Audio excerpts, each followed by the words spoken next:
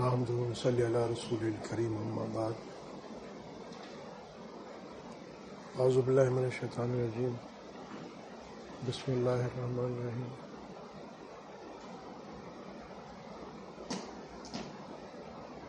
اعوذ باللہ من الشیطان الرجیم بسم اللہ الرحمن الرحیم ان اللہ و ملائکتہ یصلون علی النبی یا ایھا الذین آمنوا صلوا علیہ وسلموا تسلیما۔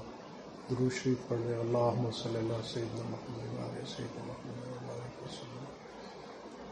اللہم صلی علی سیدنا محمد وعلی سیدنا محمد وبارک وسلم۔ اللہم صلی علی سیدنا محمد وعلی سیدنا محمد وبارک وسلم۔ قال اللہ تعالی یا ایھا الذین آمنوا اتقوا اللہ وکونوا مع الصادقین۔ صدق اللہ العلی العظیم۔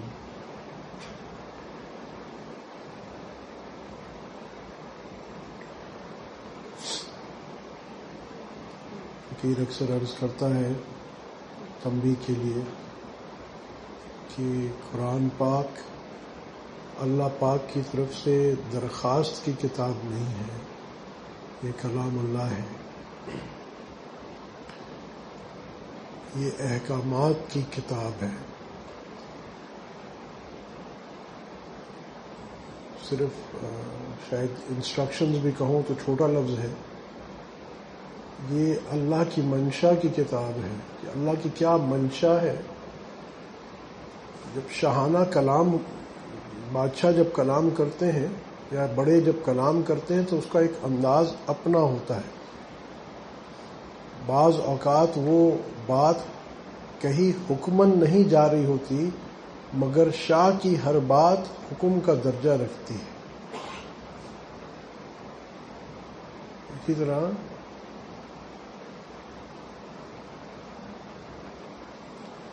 قرآن پاک میں کئی، جیسے میں نے آپ سے عرض کیا یا ایھا الذین آمنوا اذکروا اللہ ذکرا کثیرا وسبحوا بکرۃ واصیلا، اے ایمان والو اللہ کا ذکر کثرت سے کرو، صبح کرو، شام کرو۔ ہمارا آج مسئلہ یہ ہے کہ ہم نے بنیادی طور پہ چونکہ کلام اللہ ہے، یہ اس کو محض ایک برکت کی چیز سمجھ کے طاق میں رکھا ہوا ہے، اور اس میں بھی پھر ہم برکت اس کی کلاسیفیکیشن کر دیتے ہیں کہ جی کس چیز سے کیا برکت اٹھانی ہے۔ یہ نقطہ بھول جاتے ہیں کہ یہ اس کی برکات میں کوئی شک نہیں ہے، وہ تو ہی اللہ کا کلام ہے۔ اور یہ یاد رکھنا کہ اس میں جو بھی اللہ پاک نے فرمایا ہے وہ اللہ کا حکم ہے۔ جیسے وہ علماء تفسیر میں بیان فرماتے ہیں کہ جو یہ آیت ہے خلق الجن، پورا کیا شروع میں کیا ہے، وما خلق الجن والانس الا لیعبدون، کہ اللہ پاک فرما رہے ہیں کہ میں نے جن اور انس کو مفہوم عبادت اس واسطے پیدا کیا کہ میری عبادت کرے۔ تو علماء فرماتے ہیں اس سے لیعبدون سے مراد ہے لیعرفون، کہ میرے بندوں کو اور جنوں کو اس واسطے بھیجا کہ میری معرفت حاصل کر کے آئیں، مجھے پہچان کے آئیں۔ روایت میں آتا ہے جس کا مفہوم ہے کہ اللہ پاک فرماتے ہیں کہ میں ایک چھپا ہوا خزانہ تھا، میں نے چاہا کہ میں پہچانا جاؤں، اس واسطے پھر میں نے مخلوق بنائی۔ یہ سب باتیں ہم نے طاق میں رکھ دی ہیں۔ آج ہمارے مقاصد زندگی میں یہ کہیں شامل نہیں ہے۔ آج کوئی سیاح ہوگا، کسی MNC میں کام کر رہا ہوتا ہے، وہ ہر سال کا ایک ٹارگٹ بناتا ہے جس کو وہ کامیابی سمجھتا ہے، اس کو بلکہ کامیابی کے ٹارگٹس دیے جاتے ہیں اور ان ٹارگٹس پہ وہ کام کرتا ہے کہ اتنا سیلز کرنا ہے، اتنی مارکیٹنگ ابزارپشن اتنا ہونا چاہیے، اس کو ایک ٹارگٹ دیا جاتا ہے جی اتنا، اور وہ اس ٹارگٹ کو لے کے چل رہا ہوتا ہے۔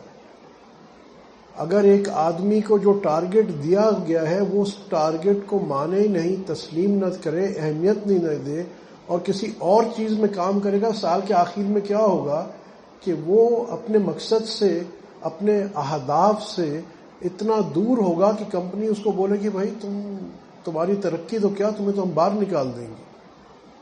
آج ہمارا بالکل وہی معاملہ ہے۔ ہم اتنے دور نکل گئے اپنے اہداف سے جو اللہ اور اس کے رسول صلی اللہ علیہ وسلم نے اہداف ہمیں بتائے ہیں، درخواست نہیں کر کے گئے. یہ نقطہ بڑا ہم سمجھتے ہیں کہ کر لیا نہ کیا. والذین، میں بار بار اس نقطے پہ کہتا ہوں کیونکہ آج اس چیز میں تو بہت ہی فقدان ہے. والذین آمنوا اشد حبا للہ، کہ ایمان والوں کی، تو کیا اللہ پاک سے بتا رہے ہیں کہ ایمان والوں کی شدید محبت ہے اللہ پاک سے؟ مفہوم عرض کرو. یا ہمیں حکم ہو رہا ہے کہ دیکھو اگر تم ایمان والے ہو تو ایمان کا پیمانہ یہ ہے، کرائیٹیریا یہ ہے کہ اگر تم ایمان والے ہو تو خود جج کر لو، خود دیکھ لو، اپنا مواخذہ خود کر دو کہ کیا تم اللہ سے شدید محبت کرتے ہو کہ نہیں. اس کا مطلب ہے کہ یہ ہماری زندگی کا مقصد ہے کہ اللہ سے شدید محبت پیدا کر کے اپنے قلوب میں جائیں. یہ زندگی کا مقصد ہے. یہ حقیقت میں بتائیں کہ جب ہم اپنے بچوں کی پرورش کر رہے ہوتے ہیں یا اپنے کاروبار، گھر بار، نوکریوں میں، دیکھیں دنیا کمانا یہ منع نہیں ہے، یہ ہماری ضرورت ہے. آپ بالکل کمائیں، بھرپور کمائیں، کوئی مسئلہ نہیں ہے، مگر اس کو مقصد حیات نہ بنائیں. آج ہم نے مقصد حیات اسی کو دنیاوی ضروریات کو مقصد حیات بنا کے اسی پہ اکتفا کیا ہوا ہے، اسی پہ تکیہ کیا ہوا ہے، اسی سے خوش ہے اور سمجھ رہے ہیں کہ ساری کامیابیاں اسی کے اندر آ گئی، ہم کامیاب ہو گئے، ہم سکسیسفل ہو گئے. جا کہ اللہ پاک کیا فرما رہے ہیں؟ کامیابی کا معیار قرآن میں اللہ پاک فرما رہے ہیں، جس کا مفہوم ہے کہ کامیاب ہوا وہ شخص جو جہنم سے بچا لیا گیا اور جنت تک پہنچا دیا گیا. یہ باتیں بڑی عمومی سی ہیں، آپ نے کئی بار سنی ہے، مگر تھوڑا دل کے کانوں سے اس کو سمجھیے اور سمجھیے کہ اس کے مطلب کیا ہے، کہ ہم کتنا ڈی ٹریک ہوئے ہیں، اپنے مقصد سے کتنا دور چلے گئے ہیں. بچوں کی تربیت کے اعتبار سے ہم میں سے کتنوں نے اپنے بچوں کے دل میں یہ کبھی ڈالا ہے کہ اللہ اور اس کے رسول صلی اللہ علیہ وسلم سے ہماری سب سے زیادہ محبت ہونی چاہیے. کہ یہ چیزیں بچوں میں ڈالی جاتی ہیں، تربیت کی جاتی ہے، ڈیفالٹ سیٹنگ نہیں آتی. ہماری ڈیفالٹ سیٹنگ کیا ہے؟ ہماری ڈیفالٹ سیٹنگ ہم بچوں میں کیا ڈالتے ہیں؟ دیکھیں، اسکول بھیج رہے ہیں، یونیورسٹی بھیج رہے ہیں، کالج بھیج رہے ہیں، کوئی حرج نہیں، ہماری ضرورت ہے بھیجیں، بہترین اسکول، بہترین کالج بھیجتے ہیں، کوئی مسئلہ. مگر جب ہم اپنے بچے کے دل میں، عقل میں نہیں، دل میں یہ اس کا ڈال رہے ہوتے ہیں شروع سے ہی کہ کامیابی کی انتہا تیری یہ ہے کہ تو اس اسکول میں، اس کالج، یونیورسٹی میں جا اور اتنے پیسے کما اور اس ملٹی نیشنل میں تو گھس جا یا اتنا بڑا کاروبار کر لے تو کامیاب ہو گیا. یہ ہم اپنے بچوں کی تربیت کر رہے ہیں اور وہ مقصد زندگی ان کو دے کے جا رہے ہیں. اس کا مطلب کیا ہے کہ ہم یا تو قرآن پاک کی ہدایت کو دل سے مانتے نہیں ہیں کہ وہ کامیابی کا فارمولہ ہے، یا جانتے نہیں ہیں. دونوں عذر قبول نہیں ہے. قرآن پاک کی ہدایات کو جاننا نہیں، تو جانو، کب جانو گے؟ اور پھر ماننا نہیں سے کیا؟ اللہ کا شکر ہے ہم مسلمان ہیں، زبان سے تو کہتے ہیں مگر دل سے اس پہ یقین نہیں کرتے کہ اللہ پاک جو کامیابی کا معیار بتا رہے ہیں. ٹھیک ہے، آپ نے کاروبار بھی کرنا ہے اور پڑھنا بھی ہے، سارا کریں، کوئی منع نہیں ہے، کہاں منع ہے، مگر بنیادی چیز یہ ہے کہ ضرورت کو ضرورت کے درجے میں رکھا جاتا ہے اور مقصد کو مقصد کے درجے میں رکھا جاتا ہے. بار بار میں یہ مثال دیتا ہوں، آپ ایک گھر بناتے ہیں تو مقصد گھر بنانا ہوتا ہے، باتھ روم بنانا، واش روم بنانا مقصد نہیں ہوتا. آپ اپنے گھر میں واش رومز بناتے ہیں، کبھی کسی کو آپ نے سنا ہے کہ وہ کہا جی آئیے دیکھیں میں نے بہت بڑا واش روم بنایا ہے، اس میں ساتھ 3 کمرے بھی ہیں؟ ایسے تو نہیں ہوتا. آپ کو کیا کہے گا جی 7 بیڈ رومز ہیں، ہاں اس میں 4 میں اٹیچ باتھ روم بھی ہے. باتھ روم، واش روم، بیت الخلاء یہ ضرورت ہے، لازمی ضرورت ہے. یہ نہیں کہ آج کے دور میں آپ گھر بنائیں گے اور وہ نہیں، لازمی ضرورت ہے. مگر ایسا نہیں ہوگا، وہ آج تو ویسے ہو بھی جاتا ہے کہ وہ کہے جی 25 بائی 25 فٹ کا تو میں نے باتھ روم بنایا ہے اور 10 بائی 10 فٹ کا بیڈ روم بنایا ہے. آپ اس کو اگر کوئی آدمی ایسا کہے گا تو اس کو آپ کہو گے پر تیرا دماغ خراب ہوا ہے. آج ہمارا بھی یہی حال ہے کہ ہم نے اپنے واش روم کو 25 بائی 25 کیا ہوا ہے اور بیڈ روم کو 5 بائی 5 کیا ہوا ہے. 25 بائی 25 کا 5 بائی 5 کیا ہوا ہے. کیوں؟ ہمارا مقصد، یہ دنیا ہماری ضرورت ہے، بالکل ہے، اللہ نے رکھی ہے، اور اس کا حصول ضروری بھی ہے، ظاہری بات ہے. آپ صلی اللہ علیہ وسلم نے فرمایا جس کا مفہوم ہے ایک وقت آئے گا جب دینار درہم کے بغیر ایمان کی حفاظت نہیں ہوگی. مفہوم عرض کر رہا ہوں، تو کوئی منع نہیں، مگر آج ہم نے اس کو اپنا مقصد بنا دیا ہے. مثلا میں تھوڑا ہے باریک بات ہے، انشاءاللہ ذہن میں بات تو کچھ اور کرنے کی، مگر بہرحال جو اللہ چاہے. انسان مقصد کے لیے ضرورت کو قربان کر دیا کرتا ہے، ضرورت کے لیے مقصد کو نہیں قربان کرا. صحابہ جنگ، مجھے غزوہ یاد نہیں ہے، جب تبوک تھی، جب پھل پکے ہوئے تھے، کھجوریں پکی ہوئی تھی، غزوہ تبوک کے لیے نکلتے پیچھے کھجوریں پکی ہوئی ہیں، ان کے سارے سال کا دار و مدار روزگار کا اس کھجور پہ ہے، پیچھے کھجوریں پکی ہوئی ہیں، اور یہاں اللہ کے رسول صلی اللہ علیہ وسلم کی طرف سے حکم آیا ہے کہ چلو ہم نے غزوے کے لیے نکلنا ہے، اور صحابہ سب نکل جاتے ہیں اس غزوے کے لیے. تو کیا مقصد اور یہ ضرورت، تو ضرورت قربان کر دی انہوں نے مقصد کے لیے. ہم آج الٹا چل رہے ہیں، ہم اپنی ضروریات کے لیے مقصد کو قربان کر رہے ہیں. اور آج کل تو یہ اتنا فتنہ ہے اللہ کے عذاب کو پکارنے والی. آج کل ہمارے ملک میں بالخصوص اچھے اچھے سمجھدار لوگ آج یہ پورے رمضان میں کس خباثت میں پڑے ہوئے ہیں. ہمارے جو سیاسی حالات ہیں، اللہ کے بندو، یہ مہینہ اللہ پاک کہہ رہا ہے میرا مہینہ ہے، میں عطا کر رہا ہوں، اور یہاں ہم ایک دوسرے کو گالیاں دینے میں مصروف ہیں، تہمتیں لگانے میں مصروف ہیں، پتہ کچھ بھی نہیں، ہمیں ملنا کچھ بھی نہیں ہے. مگر میں کوئی سیاسی بیان نہیں دے رہا ہوں، میں صرف اپنی عقل کی بات کر رہا ہوں کہ ہماری عقلیں کہاں چلی گئی کہ اللہ پاک فرما رہا ہے کہ میری رحمت کے دروازے کھول دیے میں نے، مانگو کیا مانگتے ہو. اور ہم کیا مانگتے ہیں کہ ایک دوسرے کو دیکھو فلانے ایم ایل اے نے یہ کہہ دیا، فلانے نے یہ کہہ دیا، فلانے. ارے یار آپ بتائیے، ایک آپ کے پاس کوئی، یعنی آپ ایک بہت بڑے سخی آدمی ہیں، ایک آدمی فقیر بھوکا ننگا آپ کے پاس آتا ہے اور آپ اس کو کہتے ہو اچھا تو مانگ، تو جو مانگے گا میں تجھے دوں گا، اور وہ آپ کے سامنے آ کے آپ کی طرف پیٹ کر دیتا ہے اور کہتا ہے جی دیکھیں جی گلی میں یہ میل پڑی ہوئی ہے، فلانا یہ پڑا ہے، فلانا. تو آپ کو غصہ نہیں چڑھے گا کہ اللہ کے بندے میں تجھے کہہ رہا ہوں تو مانگ، کیا مانگتا ہے، میں تجھے عطا کروں گا.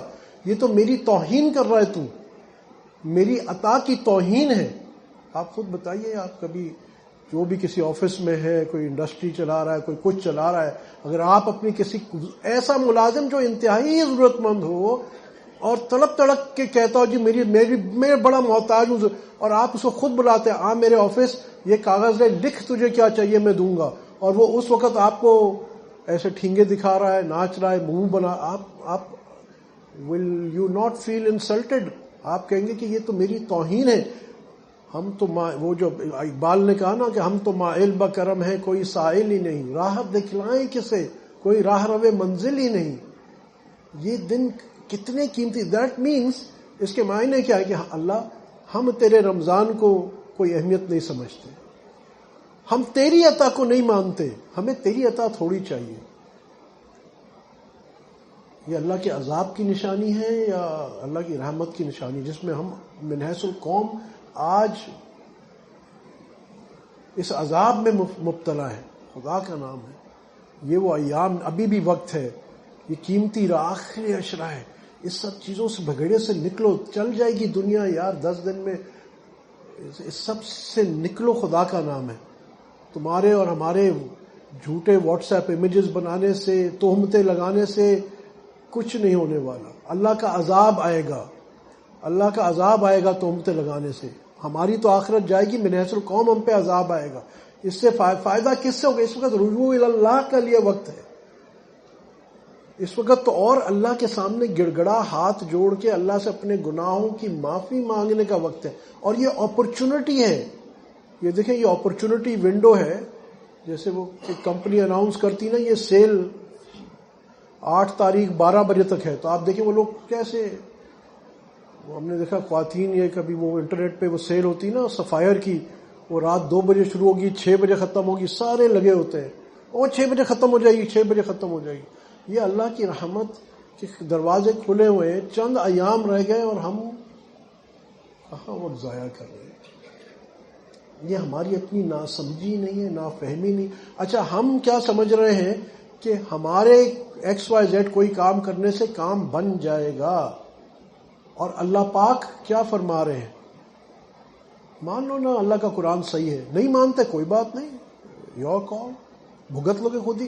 اللہ پاک فرماتے ہیں سورہ یوسف میں، واللہ غالب علی امرہ ولکن اکثر الناس لا یعلمون. اللہ اپنے ہر امر پر غالب ہے مگر اکثر لوگ سمجھتے نہیں ہیں. یہ اس ایک آیت پہ آپ تھوڑا سوچیں، پونڈر کریں. اللہ ہر امر پہ غالب ہے، اور پھر بھی ہم سمجھتے ہیں جی فلاں آئے گا تو یہ ہو جائے گا، فلاں جائے گا تو یہ ہو جائے گا، فلاں کے پاس میری فائل جائے گی تو یہ ہو جائے گا. کتنے ہم نے معبود بنا رکھے ہیں. یہ شرک خفی ہے. ہم نے کتنے معبود بنا رکھے ہیں. یہ وقت ان معبودوں کو ٹھکرانے کا ہے. صرف ایک لا الہ الا اللہ کو پکڑنے کا وقت ہے.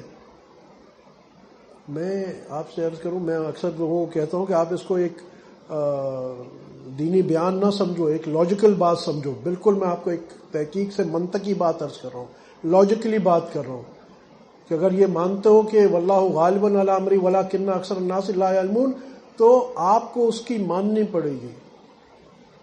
آپ جس کمپنی میں کام کرتے ہیں اس کی ایک پالیسی ہے کہ صبح 9 بجے آؤ گے، 5 بجے جاؤ گے.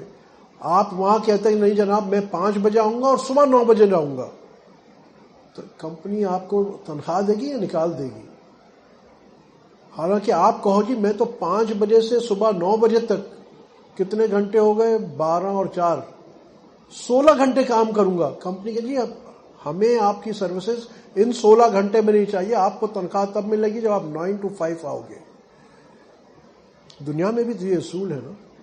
اللہ سبحانہ تعالیٰ نے جو ہمیں ہدایات دی ہیں، اور یہاں میں پھر اور ایک نقطہ آپ سے عرض کروں، یہ اچھی طرح سمجھ لیجئے. ہمارا دین صرف چند عبادات کا نام نہیں ہے.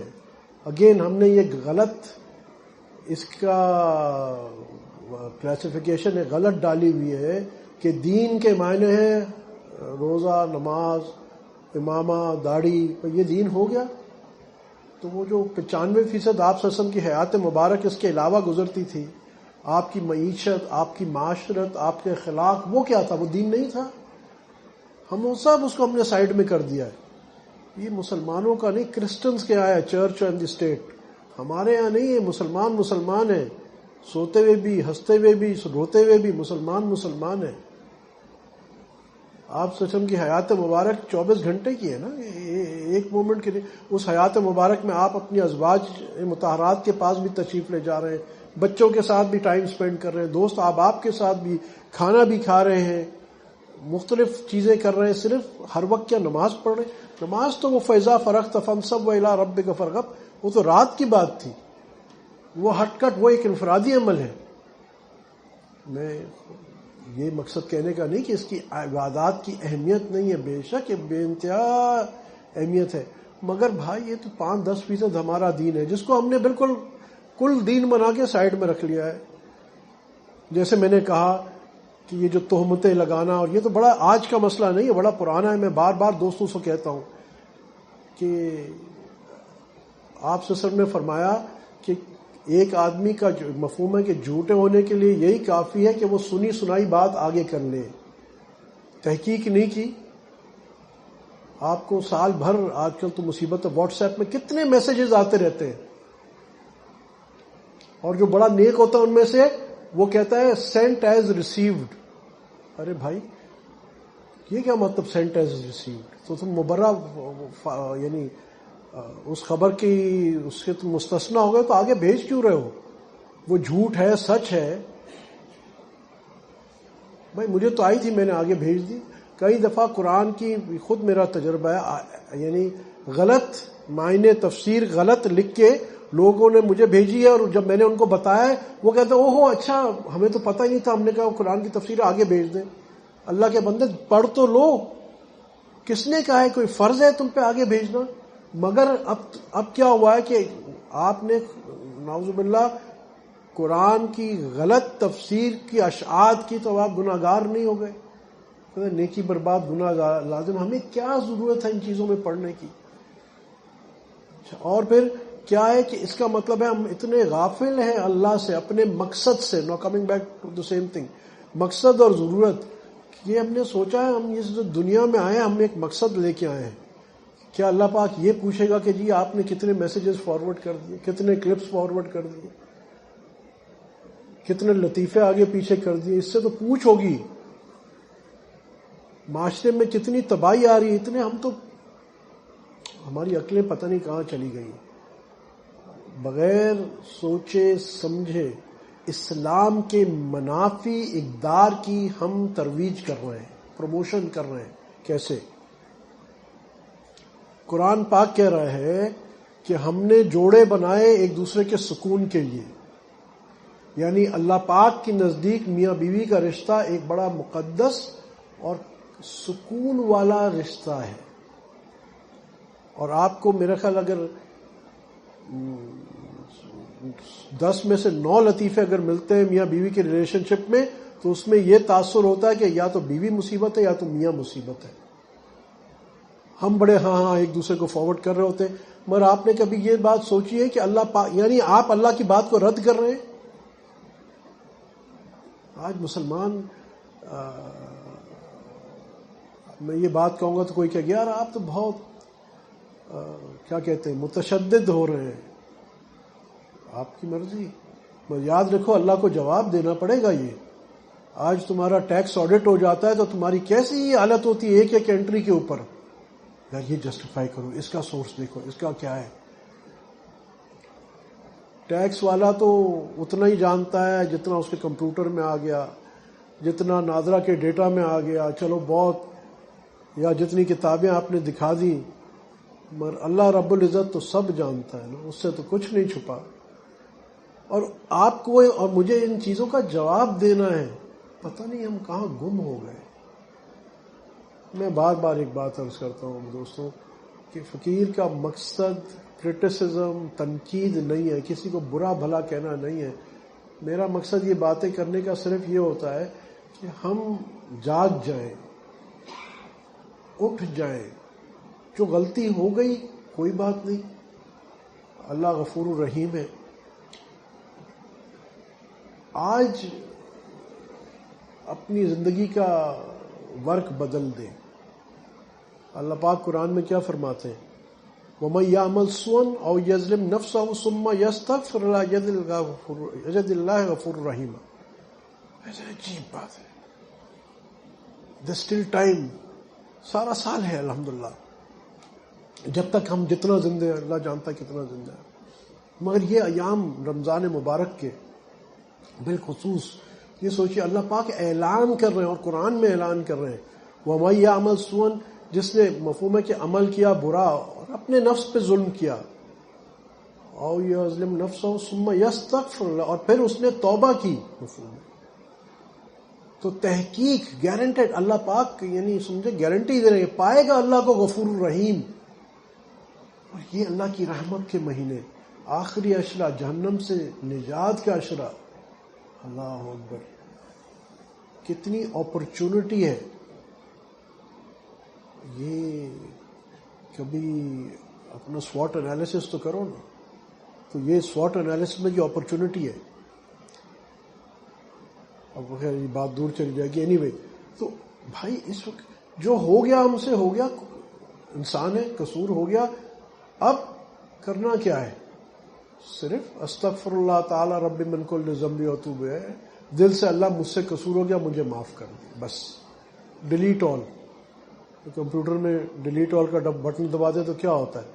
سارا ڈیٹا وائپ آؤٹ ہو جاتا ہے. ریسیٹ، ہم اپنے موبائل فون کو ریسیٹ کرتے ہیں تو کیا ہوتا ہے؟ وہ فیکٹری ریسیٹ پہ آ جاتا ہے، سب کہا سنا معاف. اللہ پاک تو عجیب ہے، اللہ پاک تو عجیب ہے. ہمارا یہاں تو صرف کہا سنا معاف ہو جاتا ہے، اللہ پاک کہتا ہے جو سچی توبہ کرے. اللہ پاک کے ہاں تو اس کی رحمت ایسی ہے کہ وہ سیئات کو حسنات سے مبدل کر دیتا ہے. ڈیبٹ کو کریڈٹ پہ، کیوں میں ڈیبٹ کو کریڈٹ میں لے جاتا ہے. صحیح ہے، اکاؤنٹنگ پوائنٹ سے صحیح کہہ رہا ہوں. اکاؤنٹنگ میں نے کبھی پڑھی نہیں ہے دراصل. تو وہ تو عجیب ہے نا کہ بھائی تو نے دینے تھے، کوئی بات نہیں، اب میں تجھے دوں گا. تیرے لاکھ گناہ تھے، میں نے تیرے لاکھ گناہوں کو نیکی میں مبدل کر دیا. کوئی سخی ہوتا ہے وہ کہتا ہے تیرا قرض معاف، لاکھ روپے دینے تھے، میں نے تیرا قرض معاف کر دیا. ہم کہیں گے کتنا بڑا سخی ہے. اور یہاں اللہ پاک کہتا ہے تیرا قرض معاف نہیں کیا، میں نے معاف بھی کر دیا، اور جتنا تیرا قرض تھا دگنا میں تیرے کو اور دے دوں گا. ایسی اپرچونٹی. اور یہ رمضان کے ایام، اللہ اکبر، کیسی نعمتوں کا مہینہ ہے. تو ابھی بھی کچھ نہیں گزرا الحمدللہ. ابھی بھی سب سے بڑی بات ہے کہ ہماری سانس چل رہی ہے. اللہ پاک کے توبہ کے دروازے کھلے ہیں. جب تک مغرب سے سورج نہیں نکلے گا تب تک، اور جب تک انسان پہ غرغرے کا وہ نزع طاری نہ ہو تب تک وہ توبہ کے دروازے کھلے. تو جو ہو گیا ہو گیا، کم از کم اپنا وقت ضائع نہ کرے اور اب رجوع اللہ کرے. تھوڑا وقت ہے تو میں بات آگے کر لیتا ہوں جو کرنی تھی. اب یہ تو خیر بات تو کچھ اور کرنی تھی مگر بہرحال بات آ گئی. اب یہ مسئلہ یہ کہ یہ ساری چیزیں ہوں گی کیسے؟ ہم سب چاہتے ہیں کرنا، اللہ کا شکر ہے مسلمان ہیں، ہم سب خیر کرنا چاہتے ہیں، برائی سے بچنا چاہتے ہیں، بالکل چاہتے ہیں، اللہ کا شکر ہے. کمزور ہیں، ایمان کمزور ہے، مگر چاہتے ضرور ہیں. اب اس کا وے آؤٹ کیا ہے، اور وے آؤٹ ہمیں کون بتائے گا؟ ایک ہی جگہ سے آئے گا، اللہ اور اس کے رسول صلی اللہ علیہ وسلم، قرآن اور حدیث مبارکہ. سارے علوم کا منبع قرآن پاک ہے، سارے علوم کا ہدایت کا منبع قرآن پاک اور اس کی پریکٹیکل امپلیکیشن حدیث مبارکہ. تو قرآن میں ابھی جو آیت میں نے آپ کے سامنے پڑھی، یا ایھا الذین آمنوا وکونوا مع الصادقین، اے ایمان والوں تقوی اختیار کرو، مفہوم ہے، اور سچوں کے ساتھ ہو جاؤ. یہ ایزی وے آؤٹ ہے. انگریز کہتا ہے a man is known by the company he keeps. صحبت ہر جگہ، ہر کوئی اس کو مانتا ہے کہ صحبت سے فرق پڑتا ہے. انسان اپنے دوستوں کے مذہب پہ ہوتا ہے، عربی کا ایک مقولہ ہے، انسان اپنے دوست کے مذہب پہ ہوتا ہے. ہم کسی کے بارے میں جاننا چاہتے ہیں تو ہم کہتے ہیں یار اس کی دیکھو، اس کی نشست و برخاست، اس کا آنا جانا کن لوگوں کے ساتھ ہے. اگر شرابیوں کے ساتھ ہے، چاہے وہ کتنا ہی اچھا ہوگا، آپ بولو گے نہیں یار. نیک صلحاء کے ساتھ ہوگا تو آپ اس کے بارے میں بھی وہی گمان کرو گے جو اس کے دوستوں کا ہے. تو یہاں قرآن پاک میں اللہ پاک فرما رہے ہیں کہ کونوا مع الصادقین حکم کر رہے ہیں. اب اس میں ایک نقطہ اور سمجھ میں آتا ہے کہ قیامت تک نیک سچے لوگ رہیں گے، کیونکہ اللہ پاک نے یہ جو حکم کیا ہے قیامت تک کے لیے حکم ہے، کونوا مع الصادقین. تو یہ ممکن نہیں ہے کہ صادقین نہ رہیں، صادقین کو اللہ پاک اٹھا لے اور پھر ہمیں حکم دے کہ صادقین کے ساتھ ہو جاؤ. تو یہ تو نعوذ باللہ ظلم ہو جائے گا کہ صادقین ہے نہیں اور ہمیں حکم ہے کہ صادقین کے ساتھ ہو جاؤ، سچوں کے ساتھ ہو جاؤ. ایک نقطہ تو یہ ہے. بعض لوگ یہ کہتے ہیں کہ جی وہاں جنید بغدادی تھے اور بشر حافی تھے اور شیخ عبد القادر جیلانی رحمۃ اللہ علیہ اجمعین، یہ حضرات تھے مگر اب کوئی نہیں ہے. ایسی بات نہیں ہے، قیامت تک یہ لوگ رہیں گے، اللہ رکھے گا، کیونکہ اللہ نے قرآن پاک میں کہا ہے. ایک بات. دوسری بات، صحبت کی کتنی بڑی تاثیر ہے، صحبت کی کتنی بڑی تاثیر ہے. دیکھیں ایک صحابی کیوں صحابی کہلاتا ہے؟ ابھی انہوں نے نعت میں اشعار بھی پڑھے نا کہ 100 سال کے مشرک نے آپ صلی اللہ علیہ وسلم کے ہاتھ پہ ایمان لے آیا، 100 سال کے اس کے گناہ معاف، اور نہ صرف معاف، وہ ایک لمحے میں درجہ صحابیت پہ پہنچ گیا. اور درجہ صحابیت، اور ایکچولی وہ کیوں وہاں پہنچا ہے کہ اس نے آپ صلی اللہ علیہ وسلم کی صحبت اٹھا لی ایک لمحہ. میں بار بار یہ مثال دیتا ہوں کہ ایک صحابی ہیں، ایمان لائے، غزوہ ہو رہا تھا، آپ صلی اللہ علیہ وسلم نے ان کو اس غزوے میں بھیجا اور غزوے میں شرکت کی اور شہید ہو گئے. اب وہاں کبھی کوئی نماز نہیں پڑھی، کوئی حج نہیں، کوئی زکوٰۃ نہیں، کوئی دینی فرض فریضہ ابھی ادا نہیں کیا، ابھی تو ایمان لائے اور وہ شہید ہو گئے. اب ان کا درجہ کیا آیا ہے؟ یہ صحابی کہلائیں گے، قیامت تک صحابی ہیں. جنت میں آپ صلی اللہ علیہ وسلم کے صحابہ میں شامل ہیں، ہمیشہ صحابی رہیں گے.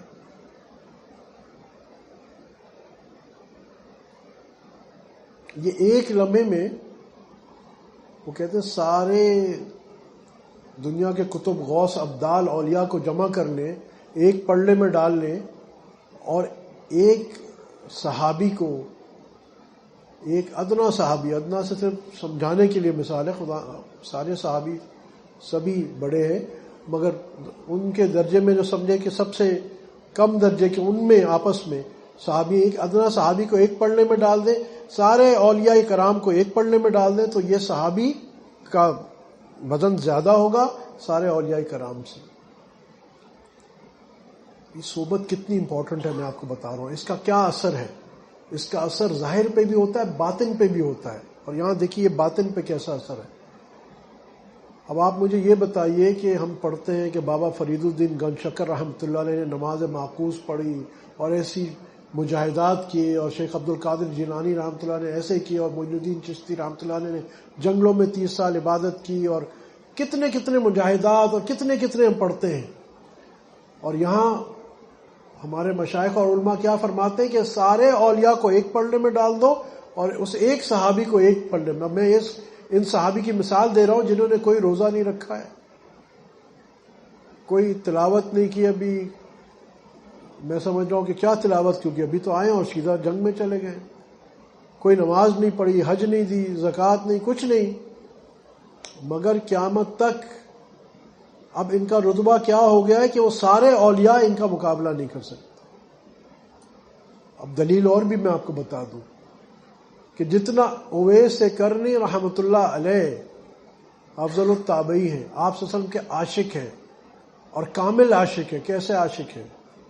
ہم تو حلوے والے عاشق ہیں نا، کہ یہ آپ صلی اللہ علیہ وسلم کی سنت تھی کہ یہ میٹھا کھا لینا، حلوہ کھا لینا، تو الحمدللہ چلو وہاں تک تو کر لیتے. یہ کیسے عاشق تھے؟ جب احد کی غزوے میں آپ صلی اللہ علیہ وسلم کا دندان مبارک شہید ہوا تو انہوں نے اپنا ایک دانت توڑا کہ میرے محبوب کا دانت ٹوٹ گیا اور میں وہ دانت رکھوں. یہ عشق کی باتیں ہیں، یہ فقہ کی باتیں نہیں ہیں. فقہ میں کہیں یہ بات نہیں آئی، مگر یہ عشق، یہ وہ والی بات ہے جو تیرے عشق نچایا کر کے تھیاں تھیاں، یہ وہ والی بات ہے. ایک دانت توڑا، پھر خیال آیا ہو سکتا یہ نہیں یہ 7 والا، پھر دوسرا توڑا، پھر خیال آیا نہیں یہ نہیں یہ 7 والا ہو. فتویٰ تقویٰ، یہ تو عشق جو ہے نا وہ تقوی کو بھی نہیں جانتا، وہ صرف محبوب کو جانتا ہے. جو عشق میں، جو اپنے معشوق میں فنا ہو جاتا ہے نا، یہ فنا فی رسول کا مقام ہے. تصوف میں مقام آتے ہیں نا، فنا فی شیخ، فنا فی رسول، فنا فی اللہ. تو یہ فنا فی رسول ہے، وہ اپنی اس کی ذات ضم ہو جاتی ہے محبوب صلی اللہ علیہ وسلم کی ذات میں. اور کیسی ہوتی ہے؟ 2 دانت، 3 دانت، 32 کے 32 دانت توڑ ڈالے. کیوں؟ کہ میرے محبوب کا دانت ٹوٹ گیا، میں رکھوں. اتنے بڑے عاشق ہیں، اتنے بڑے عاشق، اور کتنے بڑے صاحب مقام ہیں کہ آپ صلی اللہ علیہ وسلم نے وصیت فرمائی تھی کہ جب میں دنیا سے پردہ کر جاؤں تو جانا اور اویس کرن میں ایک شخص ہے، اس کا نام اویس ہے، اس سے میری امت کے لیے دعا کروانا. اتنے بڑے.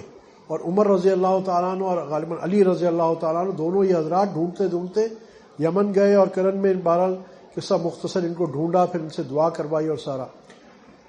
اتنی بڑی شخصیت ہے مگر صحابی نہیں ہے.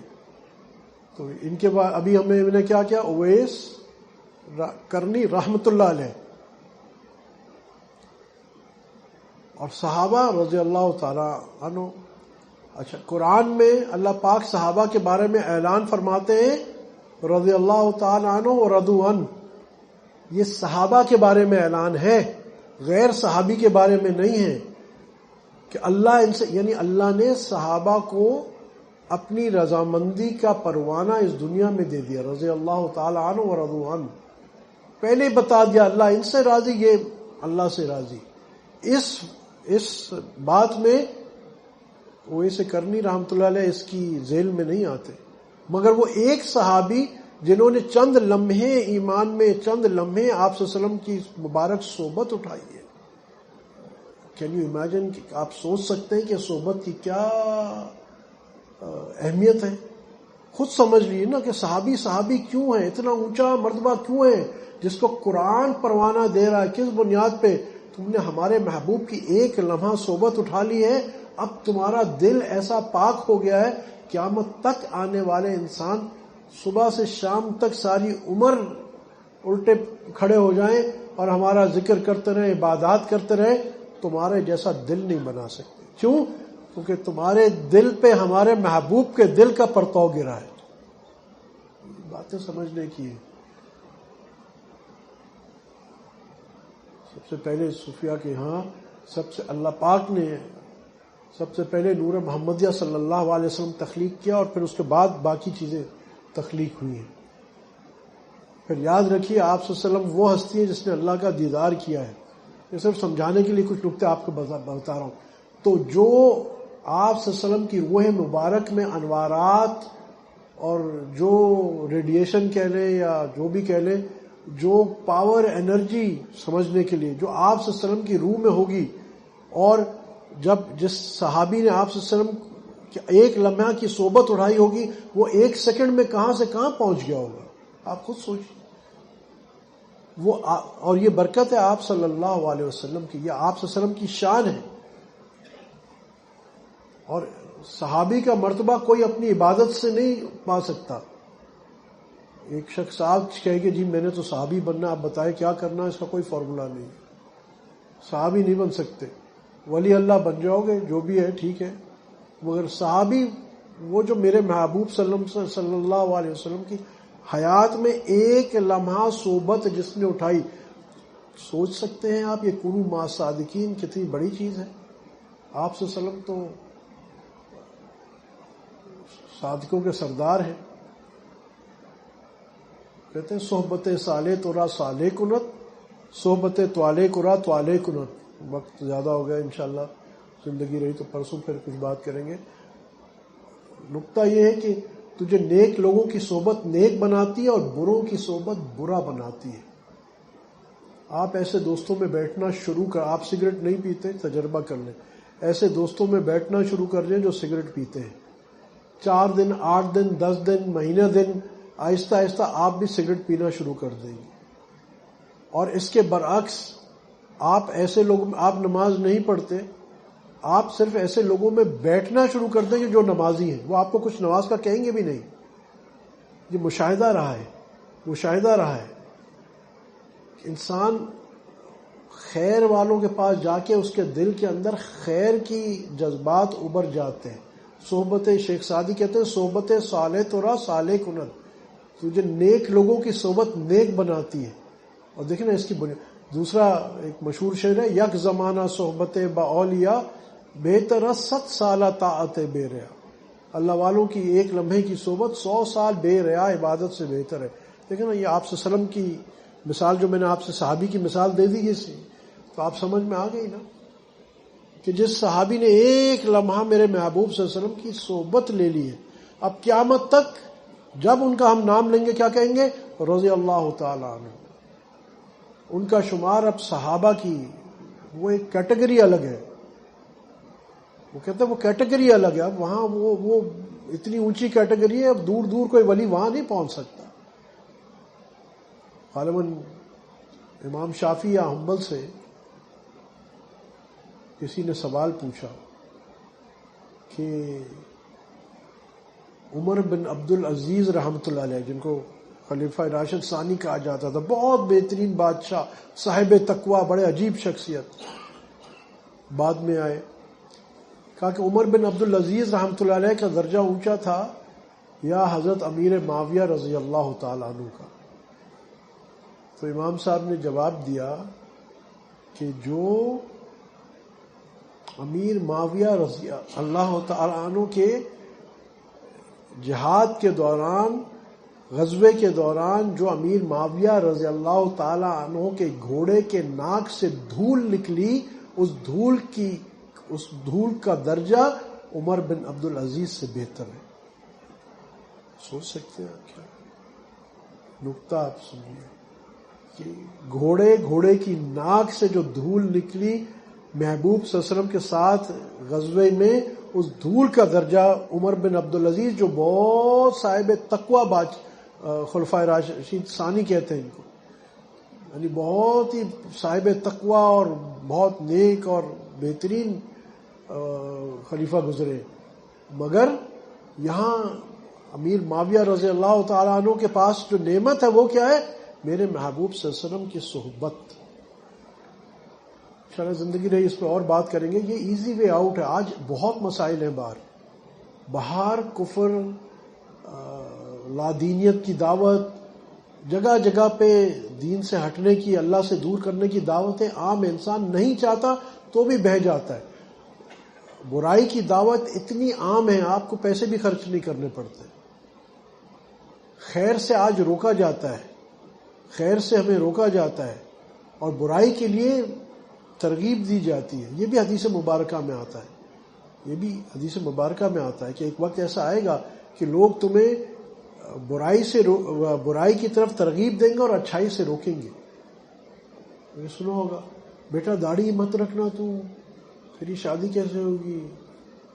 دیکھنا اچھائی سے روکا جا رہا ہے نا، برائی کی طرف. کوئی آپ چلے جائیں کسی مہندی کے فنکشن میں یا کچھ، تو وہاں بوڑھی نانیاں دادیاں بھی اپنی جوان بچوں کو کہہ رہی ہوں گی، بھائی رونق تو لاؤ یار ذرا تھوڑا جا. برائی کی طرف دعوت مل رہی ہے، ترغیب مل رہی ہے. اب میں 10 مثالیں اور دے سکتا ہوں. ایک دوسرے کو لا کے سگریٹ دے گا، شراب کی بوتل دے گا مفت. یار پی تو صحیح، کیا فرق پڑتا ہے، چل یار کمپنی رہے گی. برا اور اچھائی کے لیے آپ کو روکا جائے گا. آپ نے عموماً سنا ہوگا، میرے پاس لوگ آتے ہیں، یار یہ تبلیغ والے 3 دن کے لیے کہتے ہیں بیوی بچوں کو چھوڑ دیں ہم. بات تو صحیح ہے، 3 دن کے لیے تم بیوی بچوں کو چھوڑ دو گے، باقی بڑے خراب لوگ ہیں. اچھا یہ بتاؤ، آپ یہ بزنس ٹور کے لیے تم 1 مہینے ابھی جو لندن اور امریکہ گھوم کے آئے تھے، تو وہ تمہارے بیوی بچے کہاں تھے؟ وہ تو پاکستان میں تھے. تو وہ جو تم نے 1 مہینے بیوی بچوں کو چھوڑا، وہ کیا کریں گے؟ کمائیں گے نہیں تو کھائیں گے کہاں سے؟ اور یہ آدمی بھی وہ کہہ رہا ہوگا جو کم از کم 5-7 ارب روپے کا مالک ہوگا. ہماری حالات کہاں پہنچ گئے؟ میں یہ نہیں کہہ رہا ہوں کہ آپ اپنے بزنس ٹور پہ نہ جائیں، کم محنت کریں، بالکل کریں، مگر آپ میں بالکل ایک تھوڑا غیر جانبدارانہ آپ کو خود دعوت دیتا ہوں کہ کوئی بھی دین کی محنت میں اگر آپ کو 3 دن کوئی کہتا ہے کہ یار تم تھوڑا خود اپنی اصلاح کے پیچھے تو چل جاؤ. آپ مثال کے طور پہ آپ 10 دن یہاں بیٹھے ہیں تو ایک قربانی دے کے بیوی بچوں سے دور ہی بیٹھے ہیں نا. مگر اسی طرح آپ اپنے کسی کاروبار، کام میں، بزنس میں، نوکری میں، ہمارے یہ عمران بھائی ہیں، کہاں گئے عمران بھائی؟ یہی کہیں. تو عمران بھائی جو ہیں، ان کے ہر آئے دن کبھی عراق میں ہوتے ہیں، کبھی افریقہ میں ہوتے ہیں، بزنس ٹور ہے، بیوی بچے یہاں ہوتے ہیں. وہ کہتے ہیں کیا کریں جی، نوکری ہے. ٹھیک ہے، اچھی بات ہے، میں منع نہیں کر رہا ہوں، مگر دیکھیں آج کئی دین کی ذرا بھی بات آتی ہے اور جو ہماری اپنی اصلاح کی بات آتی ہے وہاں ہمیں کیسے باقاعدہ روکا جا رہا ہے. اب ان سب چیزوں سے ہم نے اپنے اس کا ایزی وے آؤٹ کیا، آسان طریقہ کیا ہے کہ آپ اپنے ماحول کو پازیٹیو کر دیں. یعنی اگر سمجھانے کے لیے میں آپ کو کہوں کہ لوگ ذرا ماڈرن ڈے ٹرمینالوجی میں آسان سمجھتے ہیں، اپنے آپ کو پازیٹیو انرجیز کے ساتھ کر لیں. یہ جو صادقین ہوتے ہیں ان کے پاس اللہ نے پازیٹیو انرجیز دی ہوئی ہوتی ہے. ان کا ود ان انورٹڈ کاماز اورا بہت صاف ہوتا ہے.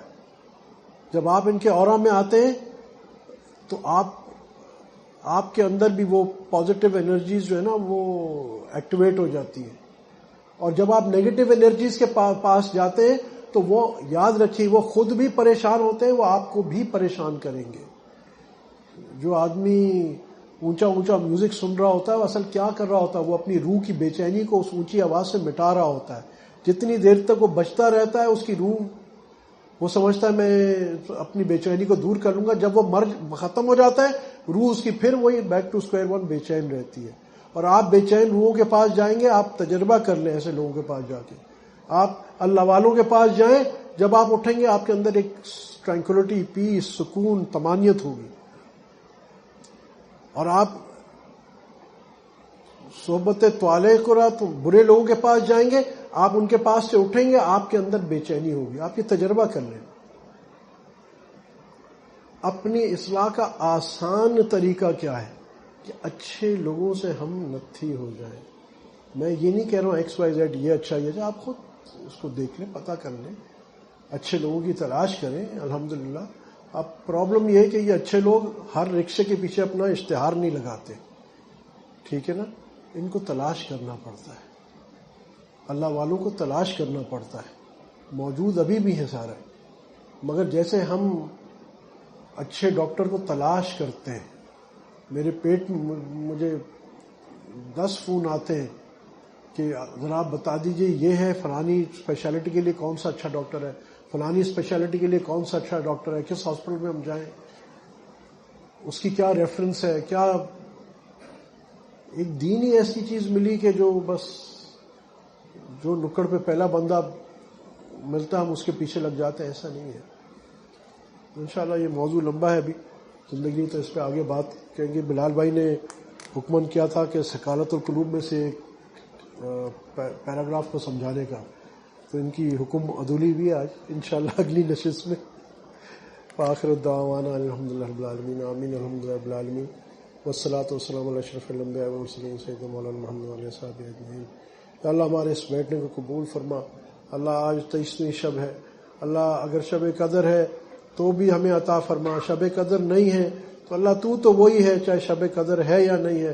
اللہ آج ہم سب یہاں بیٹھنے والوں کو، سننے والوں کو، آج بعد میں کہیں کبھی بھی سب کو یا اللہ اپنے اولیاء کرام میں سے بنا، صدیقین میں سے بنا، محبوبین میں سے بنا، مقربین میں سے بنا. اللہ ہم سب کے گناہ معاف فرما، اگلے پچھلے معاصیت معاف فرما. اللہ آئندہ آنے والی زندگی یا اللہ شریعت محمدیہ صلی اللہ علیہ وسلم کے مطابق گزارنے کی توفیق عطا فرما. اللہ اپنا عشق، محبت، تعلق، معرفت نصیب فرما. نبی کریم صلی اللہ علیہ وسلم کی پکی سچی اور دائمی محبت نصیب فرما. تمام بیماروں کو شفائے کاملہ عاجلہ نصیب فرما. پریشان حالوں کی پریشانیاں دور فرما. جو مقروض ہیں ان کے قرضوں کا عالم الغیب سے فوری بندوبست فرما.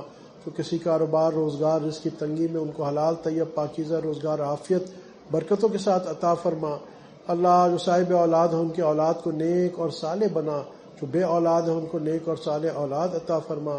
جو نرینہ اولاد کے خواہش مند ہیں ان کو نرینہ اولاد عطا فرما. اللہ ہمارے اس ملک پاکستان کو دین کا قلعہ بنا.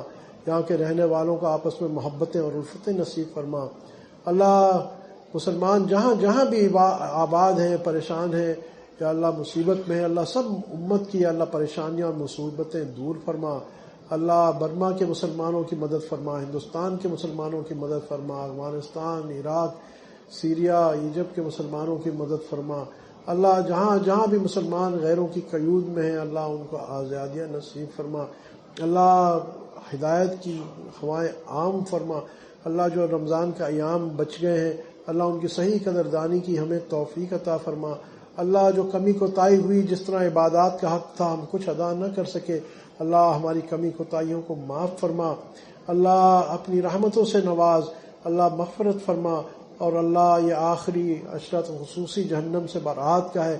اللہ آج ہم سب کا اور پوری امت کے ایک ایک فرد کا یا اللہ جہنم سے برات کا اعلان فرما۔ اللہ ہم سب کا ایمان پر خاتمہ نصیب فرما۔ اللہ ہمارے علماء حق، مشائخ حق، مدارس عربیہ کی حفاظت فرما۔ یا اللہ دعوت و تبلیغ کے کام کی، ختم نبوت کے کام کی جن خانقاہوں میں اللہ تعالیٰ ان خانقاہوں کی حفاظت فرما۔ اللہ جتنے حاضرین ہیں، غائبین ہیں، جہاں بھی ہیں، جدھر بھی ہیں، سب کی دلی مرادیں شریعت کے مطابق پوری فرما۔ سب کی آفات بلیات پریشانیاں دور فرما۔ اللہ جن بھائیوں دوستوں نے دعاؤں کے لیے کہنا چاہتے ہیں یا ان کا حق ہے، اللہ سب کی دلی مرادیں شریعت کے مطابق پوری فرما۔ اللہ جو لوگ تیرے گھر پہ گئے ہوئے ہیں، روز اقدس پہ موجود ہیں، اللہ ان کی حاضریوں کو قبول فرما۔ اللہ جو جانا چاہتے ہیں مگر کوئی اسباب نہیں ہے، کوئی رکاوٹیں ہیں، تو یا اللہ ایسے لوگوں کے لیے اسباب مہیا فرما، رکاوٹیں دور فرما۔ اللہ ہم سب حاضرین غائبین کو بار بار حج و عمرے کی یا اللہ سعادت نصیب فرما۔ اللہ تو ہمارے تینوں حرمین کی حفاظت فرما۔ کل امت کے لیے تینوں حرمین کے دروازے مستقل یا اللہ کھول دے۔ اللہ ہم سب کو حاسدین کے حسد سے، شریروں کی شرارت سے، جادو ٹونوں فتنوں سے محفوظ فرما، نظر بد سے محفوظ فرما۔ اللہ جو مانگ سکے وہ بھی عطا فرما، جو نہیں مانگ سکے ہماری قبر حشر جنت تک جانے کی تمام ضروریات پوری فرما۔ اللہ ہم سب کا ایمان پر خاتمہ نصیب فرما۔ سبحان ربک رب العزت عما یصفون، وسلام علی المرسلین، والحمد للہ۔